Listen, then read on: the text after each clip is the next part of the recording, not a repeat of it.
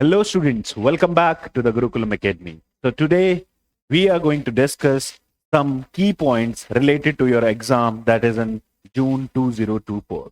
So, last time मैंने आपको video में बताया था that we are going to prepare about the some key points related to your paper 1, but today we are going to discuss about the English literature. Okay. So, those students who are basically I'm the English literature professor here, and today we are going to discuss about some key points related to your subject English literature. UGC का exam बहुत पास आने वाला है, कुछ ही दिन बच गए हैं और जो बच्चे आज भी पागलों की तरह रट्टा मारने में लगे हुए हैं उनके लिए एक सॉल्यूशन है छोटा मोटा जो आपके एग्जाम में आपको हेल्प करेगा.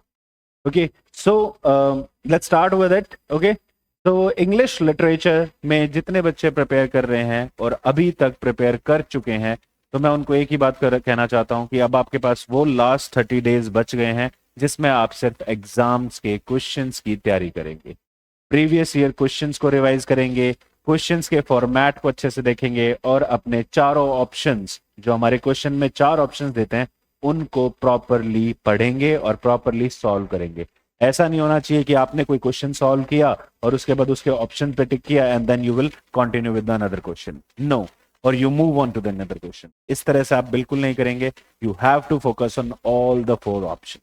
Okay, so what are the basically UGC NET JRF in English literature that will be in June 2024 gives you some kind of कह सकते हैं कि जैसे बहुत बच्चे परेशान हैं क्योंकि इसमें सिलेबस एक तो बहुत बड़ा है, कह सकते हैं आप इन्फिनिटी काइंड ऑफ सिलेबस है कि सिलेबस में कोई ऐसा एक परफेक्ट सिलेबस नहीं दे रखा है या फिर एक कंबाइंड सिलेबस नहीं दे रखा है कि बच्चों को सिर्फ अगर कैनेडियन लिटरेचर पढ़ना है तो उसमें कुछ राइटर्स पढ़ने हैं, अगर वो ऑस्ट्रेलियन लिटरेचर दे रखा है तो उसके अंदर कुछ प्रिस्क्राइब्ड राइटर्स दे रखे हैं और वो पढ़ने हो, इंडियन लिटरेचर है तो उसके अंदर अराउंड 50 to 60 राइटर्स दे रखे हो. ऐसा कुछ नहीं है. तो क्या है हमारे पास? हमारे पास सिर्फ टॉपिक्स हैं which is related to your drama, poetry, prose and non fiction.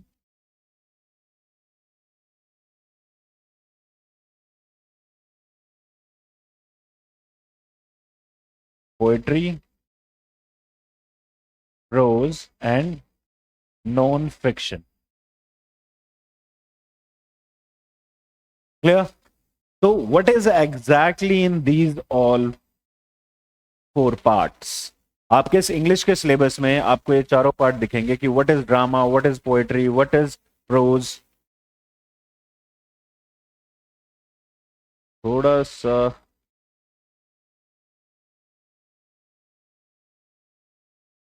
Drama,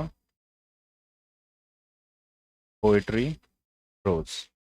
okay, so देखिए drama, poetry, prose, non fiction, ये आपके 4 पार्ट्स हैं जिनको आपको अपने पूरे सिलेबस में डिवाइड करना है. देखो, ड्रामाज की अगर बात करेंगे तो मैक्सिमम हमें कहाँ मिलेंगे? सिर्फ ब्रिटिश लिटरेचर में मैक्सिमम ड्रामाज मिलेंगे. जो हम ब्रिटिश पार्ट कर रहे हैं उसमें हमारे ड्रामाज मैक्सिमम मिलेंगे बिकॉज आप स्टार्टिंग से भी अगर स्टार्ट करेंगे यूनिवर्सिटी विट से, शेक्सपियर से, चौसर से तो पोएट्री करिए, उसके अलावा आप आगे आएंगे जैसे जस्ट लाइक आपके जितने भी रेस्टोरेशन पीरियड के राइटर्स हैं, जितने भी just like Vanbrugh, William Wycherley, उसके अलावा आपके जॉन वेबस्टर. तो इस तरीके से आपको जितने भी ड्रामा के पॉइंट्स हैं वो आपको मैक्सिमम ब्रिटिश हिस्ट्री में मिलेंगे. और एक चीज और, क्वेश्चंस मैक्सिमम ड्रामा के आते ही ब्रिटिश हिस्ट्री में से हैं और आप कह सकते हैं British part of the literature में से. क्लियर? पोइट्री की बात करेंगे तो maximum poetries also come from the British part, but यहां पे पोइट्री आपकी हर किसी ने लिखी है तो कहीं ना कहीं आपका वर्ल्ड लिटरेचर का पार्ट भी इसमें इंक्लूड होता है पोइट्री के अंदर. तो मैक्सिमम पोइट्रीज आपने देखी होगी. नेचर पोइट अमेरिकन में रॉबर्ट फ्रोस्ट है, राइट? तो नेचर पोइट उनको कहा गया है. इवन इसके अलावा रॉबर्ट फ्रोस्ट के अलावा भी आपके विलियम ब्लेक है जो एक राइटर हैं. सो विलियम ब्लेक तो आपके ब्रिटिश राइटर हो गए. तो इस तरीके से पोइट्रीज जो आप कर रहे हैं उसमें आप ध्यान रखेंगे कि आपको सारे लिटरेचर में से, चाहे वो वर्ल्ड लिटरेचर हो चाहे वो ब्रिटिश लिटरेचर हो, सभी में से आपको निकाल के कहीं ना कहीं पोइट्री का सेक्शन कंप्लीट करना है. क्लियर? फिर आ जाता है आपका प्रोज. प्रोज में आपकी 2 डिविजन्स होते हैं. First is fiction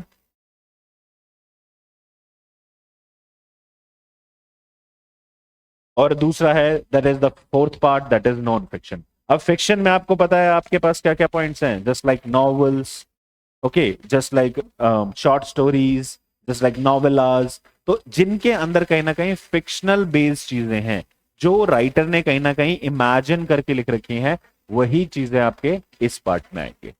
is that clear? तो ये सभी चीजें आपको ध्यान रखनी है। और इसके अलावा एक चीज और है कि दैट नॉन फिक्शन के पार्ट पे आपका क्या आएगा, नॉन फिक्शन के पार्ट में आपकी जो चीजें आएंगी वो रिलेट करती हैं आपकी किसके साथ, ऑटोबायोग्राफीज के साथ, प्रोज वर्क्स जैसे essays, travelogues, memoirs, these come under the non fiction. तो डिवीजन बनाना सबसे पहले जरूरी है, जो कि बहुत इंपॉर्टेंट है। डिवीजन नहीं होगा तो आप सबसे पहले अपने पार्ट को कर ही नहीं पाएंगे, आप उनको डिवाइड ही नहीं कर पाएंगे प्रॉपरली, अपना एक सेट पैटर्न नोट्स ही नहीं बना पाएंगे। तो बच्चे बहुत ज्यादा कंफ्यूज हो जाते हैं। देखो बहुत छोटा सा सिलेबस है हमारा, जिसमें हमें साफ साफ ये दिखाया जाता है कि like you have to do the drama, poetry, fiction, non fiction, but कौन सी, कहां से, कितना, ये कोई नहीं बताता। That today I will tell you कि दैट कितना किस लेवल पे पढ़ना है। ऊपर से आपका पेन एंड पेपर मोड हो गया है, तो आपके लिए तो इजी है, बिकॉज अब ना तो बहुत ज्यादा क्वेश्चन पेपर्स बनेंगे, ना एक सेट्स बहुत ज्यादा बनेंगे, वन डे वन एग्जाम है, तो आपके लिए बहुत इजी हो जाएगा कि एक स्टैंडर्ड सेट ऑफ क्वेश्चंस ही बनेंगे। तो मैं आपको इसलिए बोल रहा हूं कि दैट आप उन स्टैंडर्ड बुक्स पे ही मैक्सिमम ध्यान दीजिए जो आप प्रिपेयर करने लग रहे हो।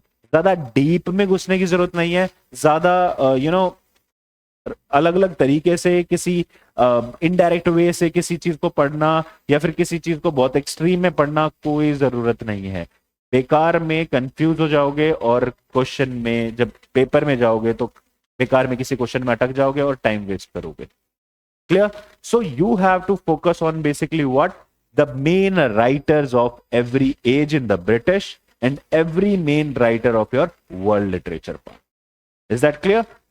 नाउ किस तरीके से प्रिपेयर करें, बहुत सारे क्वेश्चंस हैं बच्चों के कि लाइक सर हम प्रिपेयर करना चाहते हैं but we don't know how to start it, how to basically make the notes, how to basically solve the questions, मतलब we don't know the technique, we don't know how to cram the things or how to learn the things or how to remember the things without cramming it, how to do the chronological questions, कि chronology में जब chronological questions पूछे जाते हैं तो आपको पता होता है कि आप dates इतनी learn नहीं कर सकते, पर फिर भी आपको उनको learn करना है, तो किस तरीके से करेंगे, ये सारी चीजें आज मैं आपको इस वीडियो में बताऊंगा कि दैट किस तरीके से आप, कुछ पार्ट्स आज बताएंगे, कुछ हम नेक्स्ट वीडियो में डिस्कस करेंगे।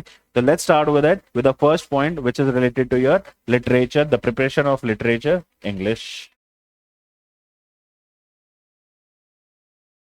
Okay,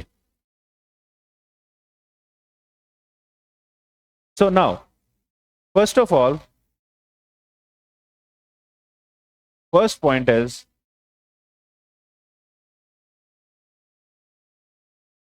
make proper notes. Maths, science, physics, history, geography, सब में, सभी सब्जेक्ट्स में क्या कॉमन होता है, अगर आपने अपने नोट्स बहुत अच्छे से लिखे हैं, बहुत अच्छे से प्रिपेयर करे हैं, उनको एक कैटेगरी वाइज बनाया है, हर पार्ट, हर लिटरेचर का या फिर किसी भी सब्जेक्ट के पार्ट की बुक्स का या उनके सिलेबस को एक अच्छे से डिवाइड किया है, तभी आपकी प्रिपरेशन हो सकती है। जिस तरह से अगर मैं नोट्स की बात करूं तो इंग्लिश में नोट्स हमारे दो टाइप से बनते हैं। First that is British part, second that is world literature,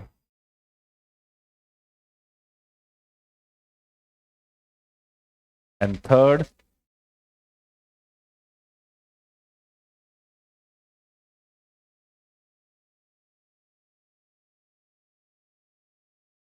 rest of the syllabus.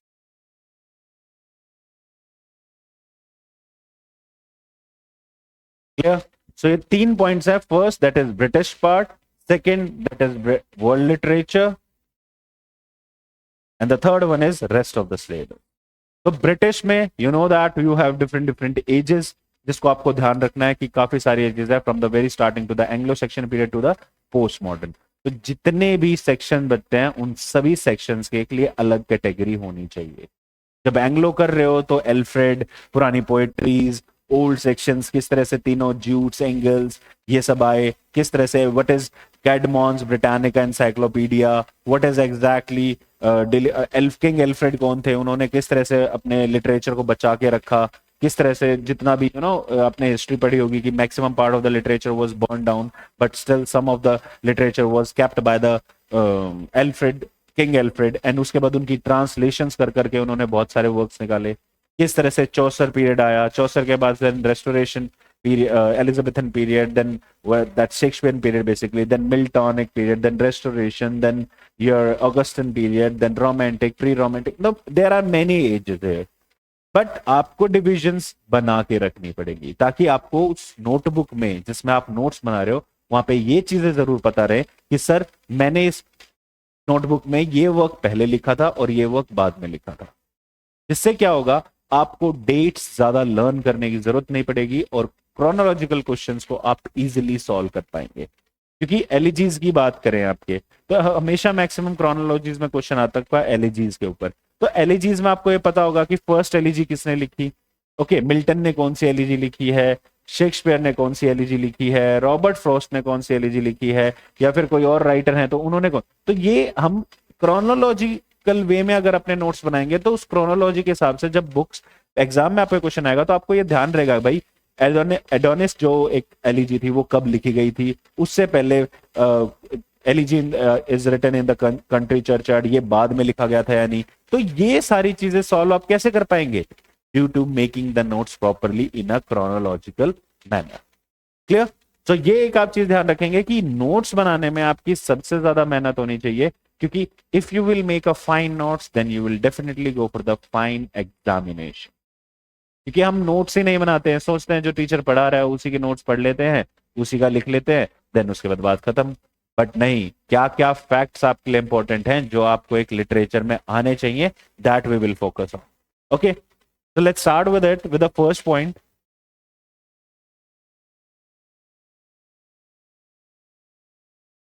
Facts to be remembered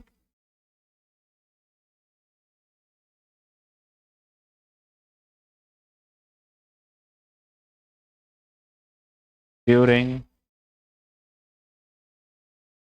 learning dramas और नॉवेल्स। नॉवेल्स या ड्रामा पढ़ते वक्त आपको ऐसे कौन कौन से फैक्ट्स हैं जो याद रखने चाहिए। Let's start with the points. First point, देखो जब आप भी कोई ड्रामा पढ़ते हैं तो हम उसके लिए बेसिकली चीजें क्या क्या नोट करते हैं कि हम नोट्स बनाते हैं तो सबसे पहले क्या नोट करते हैं, the writers name, okay, the dramatist name. तो ड्रामाज में सबसे पहला जो पॉइंट आता है वो आता है आपका that is the drama that is dramatist name. आपको कोई भी वर्क, अगर आपका ओथेलो है, शेक्सपियर का है, मिल्टन का कोई वर्क है तो वो मिल्टन का है, तो ड्रामेटिस्ट का नाम और उसके बारे में जरूर लिखना है। अब ड्रामेटिस्ट के बारे में अगर आपको राइटर के बारे में पता लग गया तो what exactly you will go for the points like his age, और उसके बारे में वो कब पैदा हुआ, कब मरा, कौन से एज में था, कौन से पीरियड में उसने लिखा, और अगर पुराना राइटर है तो कौन सा ऐसा किंग था जिसके अंडर वो राइटिंग्स कर रहा था। ठीक है, जैसे चौसर है, आपको सबको पता है चौसर ने तो 3 किंग्स के अंडर रहा है और उस टाइम पे राइटिंग्स करी है जो जब 3 किंग्स अलग अलग टाइम पे रेन करके चले गए। तो सिमिलरली इस तरह से हमें अगर पुराना राइटर है तो उनके उस टाइम पे कौन किंग था, क्या था, क्यों लिख रहा था, क्या सिचुएशन थी, क्या वो उस टाइम पे सोसाइटिकल बैकग्राउंड्स को देख के लिख रहा था, ये सब चीजें आपको पता होनी चाहिए। इसलिए ड्रामेटिस्ट और the writer is the most important. Second point, what is the style. Okay, second point आता है, जैसे मैंने आपको बताया यहाँ पे writer is the first point. Second की बात करूं तो that is style of writing. जैसे हम देखते हैं चौसर के अंदर वो राइम रॉयल में ही अपनी चीजें लिखते थे, तो that is a rhyme royal is a set pattern to write the poetry. अगर हम ड्रामा की बात करें तो यहाँ पे भी कोई जोन सा भी स्टाइल जो राइटर यूज कर रहा है उसके बारे में आपको पता होना चाहिए। रादर वो कोई जो ड्रामा लिखा है वो ट्रेजेडी है, कॉमेडी है, क्या है, that is the style. Genre क्या है उसका बेसिकली। ओके, अगर वो लिखा गया है तो उसके अंदर अगर वो देखो बहुत सारे वर्क्स ऐसे भी होते हैं जो हमारे ड्रामेटिक पोइट्री में लिखे होते हैं, जो both they are mix of the drama and the poetry. तो हमें उन स्टाइल, उनके स्टाइल्स के बारे में भी हमें फैक्ट्स को पता होना चाहिए। क्लियर? तो स्टाइल इज वेरी इंपॉर्टेंट। ठीक है, next point,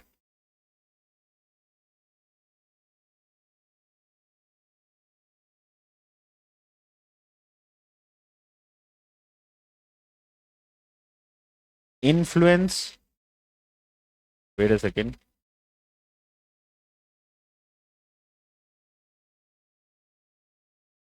okay. Third point आ जाता है आपका सोर्स। सोर्स दैट इज, जब भी आपका कोई ड्रामा लिखा जाता है तो ये जरूरी नहीं होता कि उसने वो ड्रामा जो लिखा है वो कहीं ना कहीं खुद से ही इमेजिनेशन की और स्टार्ट कर दिया लिखना, डायलॉग्स लिखना स्टार्ट कर दिया। कहीं ना कोई बैकग्राउंड जरूर होगा उस चीज, और उस बैकग्राउंड से ही रिलेटेड हमारे बहुत सारी चीजें हैं जो हमारे सोर्स में आती हैं। ठीक है, जैसे आप देखेंगे तो शेक्सपियर के या फिर चौसर के जो वर्क्स हैं, अगर उसके बाद भी देखेंगे मिल्टन के वर्क्स हैं, फिर उसके बाद आपके जितने भी रेस्टोरेशन राइटर्स हैं, जितने आपके थॉमस बैकेट और ये सब राइटर्स हैं, इन सब ने अपने वर्क्स में कहीं ना कोई सोर्स यूज कर रखा है। क्लियर? जैसे हैमलेट का अर हैमलेट है तो वो सोर्स ही तो था, सिमिलर स्टोरी कहीं और लिखी गई थी, वहां से ही उठाकर उसको थोड़ा न्यू रिप्रेजेंटेशन से लिखा गया और फिर एक नया हैमलेट आ गया जो लिखा हमारे शेक्सपियर ने। Clear? But we have to focus on the basic source, तो सोर्स का पॉइंट भी आपको पता होना चाहिए। Clear? Now the next point, protagonist. Next point is protagonist. तो प्रोटैगनिस्ट के बारे में भी पता होना जरूरी है। ये आपके सारे पॉइंट्स हैं, प्लीज मार्क डाउन कर लेना कि that is protagonist, writer, style, source, protagonist. Protagonist पता होना क्यों जरूरी है? क्योंकि देखो जो ड्रामा हम कर रहे हैं उसके अंदर हमें मेन हीरो के बारे में ही नहीं पता होगा, तो what is the logic of reading that drama, right? तो हमें ड्रामा के एक प्रोटैगनिस्ट का नाम प्लस एंटागोनिस्ट का नाम, दोनों का नाम पता होना चाहिए। तो जब आप नोट्स बना रहे हैं, कोई भी ड्रामा लिख रहे हैं, तो उसके अंदर आप इन पॉइंट्स को फोकस करेंगे। क्लियर? तो ये भी आपको ध्यान रखना है हमेशा। Next point, next point is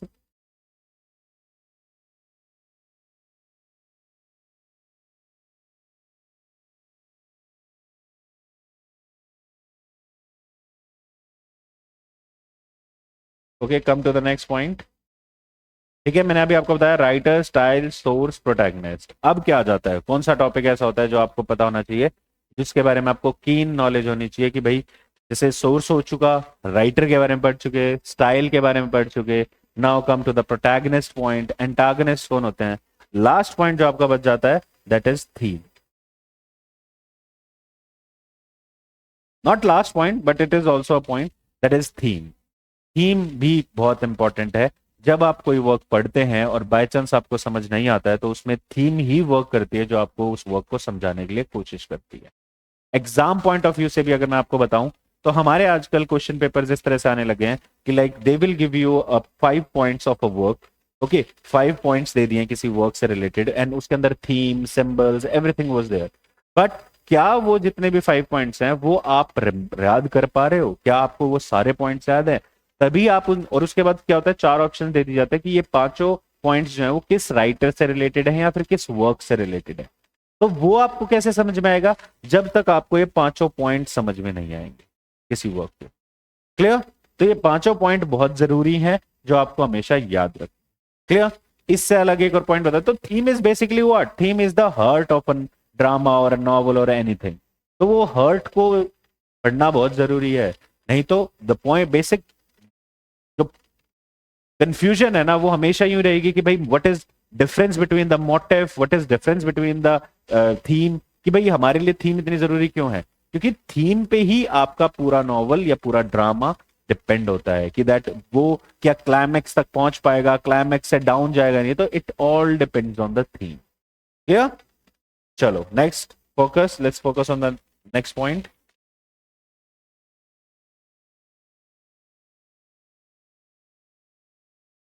ठीक है, ये 4 पॉइंट्स आपको हमेशा ध्यान रखने हैं, अदरवाइज आपको क्वेश्चन पेपर में या फिर कहीं पे भी आपको इतनी कंफ्यूजन रहेगी, क्योंकि देखो हम इतना सारा सिलेबस है कि हम सब कुछ लर्न नहीं कर सकते। क्लियर? तो सब कुछ ना लर्न करने के बजाय हमें थोड़ा स्मार्ट वर्क करना है और हमें वही पॉइंट्स के ऊपर फोकस करना है जो पॉइंट्स हमारे लिए इंपॉर्टेंट है। नाउ नेक्स्ट पॉइंट है, जैसे अभी मैंने आपको राइटर के बारे में बताया कि राइटर लर्न करना जरूरी है, थीम लर्न करनी जरूरी है, प्रोटैगनिस्ट जरूरी है, राइटर सोर्स जरूरी है, उसी तरीके से एक पॉइंट और जरूरी है, that is symbol. Why? Because symbols are the one, जो चीज आप जब आप किसी भी ड्रामा को पढ़ते हैं, नॉवल को पढ़ते हैं, तो उनमें ऐसे सिंबल्स होते हैं कहीं ना कहीं किसी पॉइंट पे, जिससे आपका पूरा ड्रामा कहीं ना कहीं एडजस्ट होता है या नॉवल एडजस्ट होता है। शेक्सपियर के एक वर्क की बात करें तो that is midsummer night's dream, उसमें मेन सिंबल किसे हम बोलते हैं, दैट इज लव पोशन। उस लव पोशन की वजह से ही पूरी कॉमेडी क्रिएट हुई थी, कंफ्यूजन क्रिएट हुई थी, कौन किसका लवर है, कौन किसका, लेसेंडर क्या है, डेमेट्रेस क्या है, हर्मिया कौन है, हेलेना कौन, तो ये सारी चीजें कैसे कंफ्यूज हुई, उस लव पोशन की वजह से। तो symbol of love potion is that is confusion, और वो है सिंबल। तो this is, that's why it is important. Similarly अगर आप ओथेलो में बात करोगे करोगे तो एक हैंकर चीफ था जो बहुत इंपॉर्टेंट है, जो मिला था किसको, that you will tell me in your comments. Okay, बहुत आसान है, वो एक हैंकर चीफ मिला था, किसकी वाइफ को मिला था, ये सब आपको पता होना चाहिए। तो उस हैंकर चीफ पे भी there was a fruit which was there, that is fruit कौन सा था, चेरी। ओके, तो ये क्यों है ये चीजें इंपॉर्टेंट इतनी। सिमिलरली अगर आप किंग लियर की भी बात करेंगे तो वहां पे एक थंडर स्टॉर्म दिखा रखा है, जिससे सारी चीजें दिखा रखा है कि एक किंग की लाइफ किस तरह से एकदम जीरो होगी after he was giving the properties to their daughters. Okay, तो ये सारे एक सिंबल्स हैं जो हम अपने वर्क्स में, कहीं ना कहीं ड्रामाज में, इन सब में याद रखेंगे, क्योंकि इन सिंबल्स पे भी क्वेश्चन कहीं ना कहीं आया होगा। क्लियर? तो ये नोट्स जब आप बनाते हो तो ये सारे पॉइंट्स आप याद रखो। क्लियर? Next, place. वैसे तो ड्रामा मैक्सिमम स्टेजेस पे ही होता है, बट वहां पे भी एक प्लेस तो बताई जाती है, सेटिंग तो बताई जाती है कि ये प्ले जो हो रहा है ये कहाँ हो रहा है, किस जगह पे हो रहा है, क्यों हो रहा है। अगर मान लो मैं स्टेज पे खड़ा हूँ और ड्रामा चल रहा है, तो कहीं ना कहीं उस स्टेज पे खड़े होने के बाद मेरी वो जो प्लेस है उसको मैं क्या बोलूंगा, ओके, दैट उस प्लेस को, वो वहां पे अगर वही प्ले स्टार्ट हो रहा है, if there is a play mainly starting from a coffee house, तो I just suggest that this play, the opening और the starting of the play is from the, that is coffee house. तो हमें पता होना चाहिए that coffee house से हमारा play start हुआ है, तो this is all about the setting of the play. Clear? So place और सेटिंग, ये चीजें भी आपको पता होनी चाहिए। क्लियर? सो ये कुछ ऐसे पॉइंट्स हैं जो आपको हमेशा फोकस रखने हैं during the making the notes. Is that clear? तो ये आपका ड्रामा का पार्ट है, और बेसिकली इसी तरीके से आपके नॉवेल्स में भी ये पार्ट आ जाते हैं। क्लियर? अब देखो, ड्रामा जब पुराने टाइम के थे that is related to your British part, but what about novels? Novels आपके मैक्सिमम किस पार्ट में है, that is world literature part. यहाँ पे ड्रामास देखने को आपको वर्ल्ड लिटरेचर पे बहुत कम मिलेंगे, चाहे आप इंडियन की बात करें, चाहे आप अमेरिकन की बात करें, कैनेडियन लिटरेचर की बात करें, ऑस्ट्रेलियन, अफ्रीकन, कैरेबियन, एनीवन, आपको यहाँ सब कुछ यहाँ पे ही मैक्सिमम नॉवेल्स देखने को मिलेंगे। ब्रिटिश में भी जो नॉवेल्स हैं वो आपको मैक्सिमम जो मिलेंगे वो आफ्टर मिल्टन एज, और आप अगर थोड़ा और आगे जाएंगे तो then you will find in the around of Augustan age, जहाँ पे हमारा एज एंड रीजन आता है, विट एंड रीजन के ऊपर हम जब जहाँ बात करते हैं, वहां पे आपको नॉवेल्स देखने को मिलेंगे मैक्सिमम। तो नॉवेल्स के अंदर भी बेसिकली वही पॉइंट्स हैं जो आपको फोकस करने हैं। जैसे मैंने आपको बताया राइटर के बारे में, कौन नॉवेलिस्ट है, आपको बताया date of publication which is important, setting is important, what is the place जहाँ पे वो नॉवल बेसिकली परफॉर्म किया गया है, या फिर आप कह सकते हैं कि जहाँ पे उसकी स्टोरी सेट की गई है। ठीक है, उसके अलावा आपको main protagonist, antagonist, style of writing, अगर नॉवल लिखा गया है तो वो हिस्टोरिकल है, फिलोसफिकल है, एक्सपेरिमेंटल है, रिलीजियस है, कैसा नॉवल है वो। ओके, तो that is also bildungsroman novel है, कल्टन्स नॉवल है, coming of age of a person है, करेक्टर है, आर्टिस्ट है, क्या है वो, ये आपको बहुत इंपॉर्टेंटली पता होना चाहिए, क्योंकि इन्हीं पे ही हमारा पूरा नॉवल बेस होता है। ठीक है, अदर देन दैट, इसके अलावा हमें सोर्स, जैसे मैंने आपको बताया इन्फ्लुएंस है, तो वो और इसके अलावा जो सबसे इंपॉर्टेंट बच जाता है, अगर नॉवेल्स है तो कोई ना कोई अवार्ड भी मिला होगा, अगर काफी फेमस है तो उसको कोई अवार्ड मिला होगा। Just like Booker prize winners हैं हमारे, साहित्य अकेडमी अवार्ड विनर्स हैं, पेन सर्कल्स अवार्ड है, माइल्स फ्रैंकलिन अवार्ड है that is related to your Australian literature. इस तरीके से इवन कॉमनवेल्थ राइटर्स प्राइज, जब आप कॉमनवेल्थ राइटर्स पढ़ोगे वर्ल्ड लिटरेचर के अंदर, then you will find out what are the Commonwealth writers prize. ठीक है, तो उनके ऊपर, तो ये जितने भी अवार्ड मीनिंग वर्क्स है उनको आपको नहीं मिस करना, क्योंकि वही आपके लिए बहुत इंपॉर्टेंट है। और मैक्सिमम क्वेश्चंस, मैं आपको एक चीज कह सकता हूं कि इस बार का जो एग्जाम है वो थोड़ा इजी आएगा, just because they want to make a standard pattern of 200 questions in English literature. Okay, उन्हें सिर्फ वो 100 क्वेश्चंस ही सेट करना है मैक्सिमम। अगर 2 सेट बनाएंगे या 3 सेट बनाएंगे तो उन्हें मैक्सिमम उन क्वेश्चंस में से 200 क्वेश्चंस ही बनेंगे, because 1 for the morning session, 1 for the evening session. Clear? तो आपको ये चीजें हमेशा ध्यान रखनी है कि दैट आप किस तरह से एग्जाम कर पाएंगे। तो मैं ये कहूंगा ज्यादा एक्स्ट्रा मत पढ़िए इस बार, ज्यादा बेकार में कि लाइक आपको लगता है कि हमें ये भी राइटर पढ़ना चाहिए जो पिछले 3 साल से पूछा ही नहीं जा रहा हो, या फिर ऐसा राइटर जो बेकार में आपको लगता है कि जैसे कैनेडियन पार्ट करते हैं, तो ऐसे राइटर जिन जो बहुत ज्यादा कंटेम्प्रेरी है उन पे इतना फोकस मत करो। कंटेम्प्रेरी राइटर्स पे फोकस सिर्फ किन में करना है? ब्रिटिश राइटर्स में करना है। जितने भी आपके पोस्ट मॉडर्न राइटर्स हैं, कंटेम्प्रेरी राइटर्स हैं, या फिर अमेरिकन राइटर्स हैं, इंडियन में भी आप अगर कंटेम्प्रेरी जो 2010 के बाद के राइटर्स हैं उनके ऊपर कोई फोकस मत करना। इस बार इतनी डिटेलिंग या इतनी चीजें नहीं पूछी जाने वाली। They will mainly focus on your basic dramas, novels and other poetry section and all. Clear? तो ये सारे पॉइंट्स आपको एक बेसिक ध्यान रखने हैं। इसके अलावा पोएट्री सेक्शन है, उसकी लाइंस किस तरह से लर्न करें, अगर आपका नॉन फिक्शन है तो उसके बेसिक फैक्ट्स को किस तरह लर्न करें, ये भी एक प्रोसेस है। जैसे हम अगर पोएट्री की बात करते हैं, जैसे नॉवेल्स हो गया, नॉवेल्स के अंदर, बट अगर हम पोएट्री की बात करें तो हमारे लिए लाइंस बहुत इंपॉर्टेंट है। क्लियर? हमारे लिए लाइंस बहुत ज्यादा इंपॉर्टेंट है, क्योंकि यहाँ पे लाइंस ही मैटर करती हैं। क्योंकि क्वेश्चन पेपर में लाइंस पूछ ली जाती हैं किसी भी पोएम से, और हमें पता है there are 2000 lines poetry were also, ये 2000 लाइंस की भी पोएट्री हैं, बट हम सारी तो लर्न नहीं कर सकते। इसलिए फोकस करो कि आप वो पोएट्रीज के ऊपर जाएं जिनके बारे में पहले क्वेश्चन ने पूछ रखा है, या फिर प्रीवियस ईयर में उनकी लाइंस के बारे में पूछ रखा है, क्योंकि वहीं से कहीं ना कहीं उस, एटलीस्ट अगर मैं यूं नहीं कहता कि उस राइटर से क्वेश्चन पूछा जाए, बट उस एरिया ऑफ नॉलेज से ही क्वेश्चन पूछा जाएगा। क्योंकि देखो, अगर हर साल नए पैटर्न से क्वेश्चन पेपर देने लग जाएंगे, हर साल नए तरीके से पूछने लग जाएंगे, तो स्टूडेंट्स तैयारी कर ही नहीं पाएंगे। इसलिए कहता हूं कि मैं रटने की बजाय आप चीजों को समझने की कोशिश कीजिए। आपको पता होना चाहिए कि that English literature is basically to develop a personality, and in that personality you have to focus on all the key points which is to be given in your syllabus, or you can say that जितनी भी चीजें आपकी हैं, चाहे आपने वो society से related पढ़ी, रिलीजियस से रिलेटेड पढ़ी, पॉलिटिकल से रिलेटेड पढ़ी, सोशलाइजेशन लेवल से पढ़ी, क्यों पढ़ी हैं उनके बिहाइंड एक कोई रीजन होता है। क्लियर? तो आपको उसी तरीके से पोएट्रीज को भी पढ़ना है कि आपको पता होना चाहिए पोएट्री में राइमिंग स्कीम क्या है। ओके, राइमिंग स्कीम के बारे में आपको पता होना चाहिए।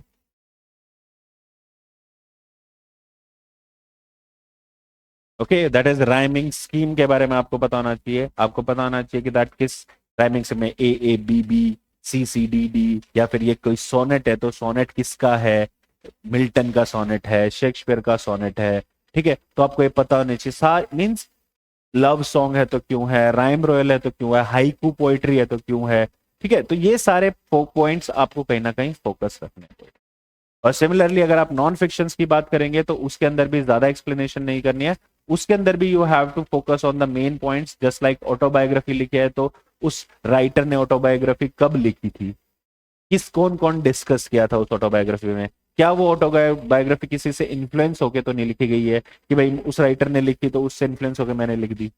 राइट? तो डिविजन्स तो बहुत सारी हैं, तो इसलिए कह रहा हूं लिटरेचर को पढ़ने के लिए आपको थोड़ा सा पर्टिकुलर रहना पड़ेगा, थोड़ा सा चीजों को ध्यान देके रखना पड़ेगा।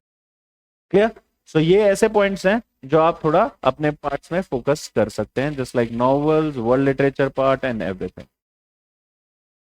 नाउ लेट्स, एक क्वेश्चन मेरे पास और आया था जो बहुत टाइम से बच्चे पूछ रहे हैं कि सर हम जब प्रिपेयर करते हैं ड्रामा के बारे में, नॉवेल्स के बारे में या किसी भी चीज के बारे में, और जब हम स्टोरीज पढ़ते हैं तो सर हमें ध्यान नहीं आता है कि दैट उन स्टोरीज के अंदर हमें एग्जैक्टली वो याद कैसे रखे, क्या वो सारी स्टोरी पढ़नी जरूरी है या फिर किस तरह से, और क्योंकि इतनी सारी स्टोरीज तो पॉसिबल नहीं है लर्न करना। इसके लिए एक तरीका बता देता हूँ। पहली चीज तो स्टोरीज सारी नहीं पढ़नी, जो बहुत ज्यादा फेमस वर्क्स हैं उनका जरूर आपको स्टोरी लाइन पढ़ना जरूरी है, बट जरूरी नहीं है कि दैट आप सारी स्टोरी पढ़ें, सब चीजों के बारे में पता करें। नो, आप उन चीजों को भी याद करने के लिए क्या कर सकते हैं, जैसे मान लो आपका कोई भी वर्क है, let's assume any work, okay. मान लो आपका कोई भी एक्स वाई जेड वर्क है and you have a characters like A, these are character like A, B, C, D, these are four characters are there in your work. What you will do, start making a diagram for the story. How? Let me tell you. If A is the father, then mark down as a father. Just a second.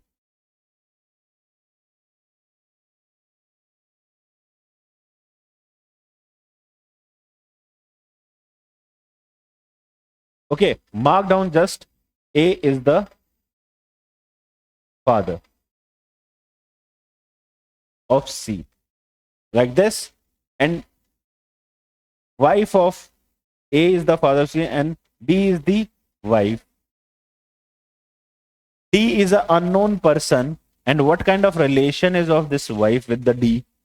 Okay, तो देखो मैंने एक pattern बनाने की कोशिश करी है ना, कि ए इसका फादर है, बी इसकी वाइफ है, ये डी है, तो इनका इसके साथ क्या रिलेशन होगा। यहाँ पे मान लो इनका कोई फाइट हुई है तो फाइट के बारे में, या कोई क्लो है, तो ये क्या होगा ना कि इससे आपको एक चीज होगी कि दैट आपको करेक्टर ध्यान होगा। और टॉप पे आपको, जहां ये फादर है यहाँ पे टॉप, आप प्रोटैगनिस्ट से स्टार्ट करें। किस तरह से, दोबारा बता रहा हूं, दोबारा इस चीज पे ध्यान रख देंगे।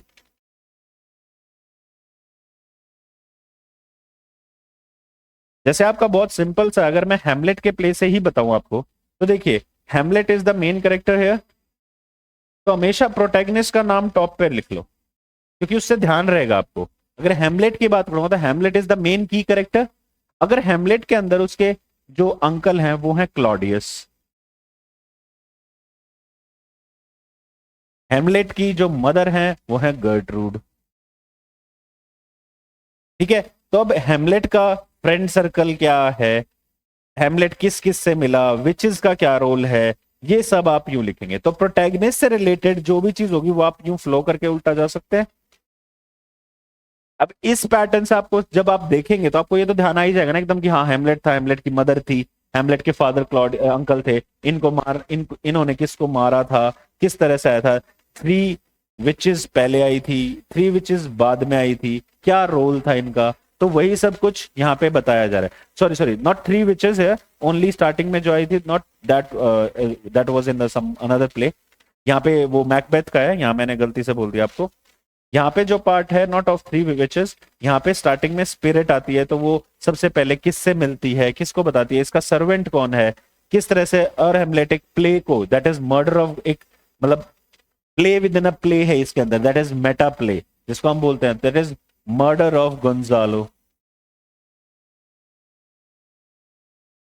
तो आप एक बात बताओ, जब आप इस पैटर्न से अपने नोट्स बनाएंगे या फिर इस पैटर्न से कोई डायग्राम क्रिएट करेंगे, तो कौन आपको भूलने देगा, कोई कहीं भी नहीं जाएंगे, ये यहां छप जाएंगे। क्योंकि ये चीज एक, आप कभी भी कोई चीज प्रिपेयर करते हैं, मैथ्स वाले बच्चे भी जब किसी पैटर्न को सीखते हैं, किसी मेथड को सीखते हैं, तो उसको इन्हीं तरीके से सॉल्व करते हैं, क्योंकि उन्हें भी पता है कि मुझे अगर मेथड नहीं आया तो I can not able to solve any question. Clear? तो उस क्वेश्चन को सॉल्व करने के लिए वो एक मेथड क्रिएट करता है, और इंग्लिश में हमें चीजों को सॉल्व करने के लिए डायग्राम प्रिपेयर करना पड़ेगा, ताकि आपको मैक्सिमम चीजें यहां लर्न हो पाए। समझे? चाहे नॉवल के साथ हो, चाहे ड्रामा के साथ हो, आपको ऐसा एक डायग्राम प्रिपेयर कर लेना है अपने नोट्स के अंदर, ताकि आप जैसे कॉपी खोली वैसे स्टोरी याद आ गई। वरना तो स्टोरी भूल जाओगे, दैट आप पढ़ते रहोगे पढ़ते रहोगे पढ़ते रहोगे, स्टोरी लर्न नहीं होने गए। ठीक है? तो आपको इस तरीके से एक मैंने अब एक स्टाइल बताई, एक टेक्निक बताई है। नेक्स्ट वीडियो में शायद मैं और अच्छे से कुछ और पैटर्न्स बताऊं और कुछ स्पेसिफिक चीजें बताऊं, बट इस तरीके से आपको अपनी चीजों को प्रिपेयर करना है। क्लियर? लास्ट मंथ स्ट्रैटेजी के लिए will make some more videos for you, so that आपके लिए आपको पता लग जाए। नेक्स्ट वीडियो में आपको जरूर एक वीडियो बनाऊंगा जिसके अंदर आपको ये बताऊं कि दैट आपको ब्रिटिश में अब किन चीजों पे फोकस करना चाहिए। बेसिकली वर्ल्ड से, ब्रिटिश का सबको ही पता होता है, मैं वर्ल्ड का बताऊंगा दैट वर्ल्ड में लिटरेचर में आपको किस पे फोकस करना चाहिए। और इवन यहाँ पे हमारे दूसरी फैकल्टी हैं, that is doctor Neha Jain ma'am, and she will explain you about the British history also, about the British literature की लास्ट की डेज पे आपको किन किन राइटर्स पे बेसिकली फोकस करना चाहिए। कोशिश करेंगे नेक्स्ट वीडियो में हम वर्ल्ड लिटरेचर पार्ट को डिस्कस करें। तो आप ये चीजें ध्यान रखें कि आपको कोई भी वर्क पढ़ना है तो उसको उसका एक तरीका बना लीजिए, उसका एक पैटर्न बना लीजिए, ताकि एग्जाम में आप जब भी कोई चीज करें तो आप कोई चीज भूले ना। क्लियर? आई गेस आज आपको कुछ चीजें समझ आई होंगी, just like related to your poetry, drama, and जिस तरह से मैंने बताया आपको कौन कौन से फैक्ट्स याद रखने हैं, नोट्स बनाने हैं, और स्पेशली दिस डायग्राम जो आपको बहुत हेल्प करने वाला है। कर लो, बहुत अच्छा है, मैं बता रहा हूं। अदरवाइज आपको ये प्रॉब्लम इसलिए आएगी क्योंकि हम बहुत सारे ट्यूटर्स हैं, बहुत सारे, हर कोई है जो अपना अपना एक सेट पैटर्न बनाता है। ये मेरा पैटर्न है, शायद आपको समझ आए, बट मैं आपको ये इसलिए कह रहा हूं कि दैट इन्हीं चीजों की वजह से ही बच्चों के एग्जाम क्लियर होते हैं। अगर आप रट्टा मारते रहेंगे, चीजें करते रहेंगे, तो एग्जाम में सब भूल जाए। क्लियर? और नई वीडियोस के लिए आप हमारे साथ जुड़ सकते हैं, सब्सक्राइब कर सकते हैं हमारा channel, that is the Gurukulam academy. Don't forget to press the bell icon and we'll meet you in the next video. Take care. Bye bye.